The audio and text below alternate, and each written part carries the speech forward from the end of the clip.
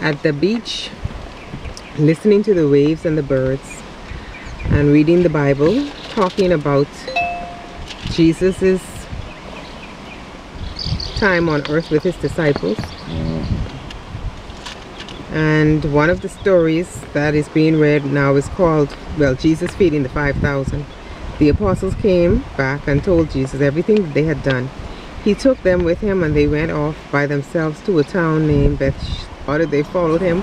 He welcomed them, spoke to them about the kingdom of God, and healed those who needed it. When the sun was beginning to set, the 12 disciples came to him and said, "Send the people away, so that they can go to the villages and farms around here and find food and lodging, because this is a lonely place." But Jesus said unto them, You yourselves give them something to eat. They answered, "All we have are 5 loaves and 2 fish. Do you want us to go and buy food for this whole crowd?" There were about 5,000 men there. Jesus said to the disciples, "Make the people sit down in groups of about 50 each." After the disciples had done so, Jesus took the 5 loaves and 2 fish, looked up to heaven, thanked God for them, broke them, and gave them to the disciples to distribute to the people.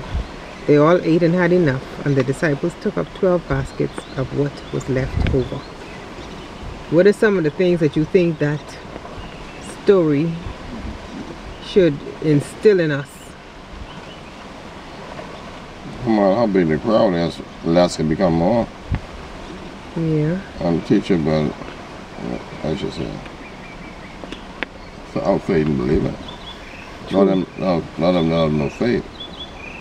Yeah, I mean, the truth is, if you invited 10 people to your house and you only had enough food for 2, Walk away. you pray over it, and God will bless it and make it work. I notice when we have church functions, I must say, no matter how little the food is, it always spread. Many times Mommy invited people to our house, and we didn't cook enough for everybody, but somehow we was able to feed everyone. When you do things with a willing heart and you have God, I suppose He always makes it. He always makes a way. And there's so many lessons that could be learned from this story.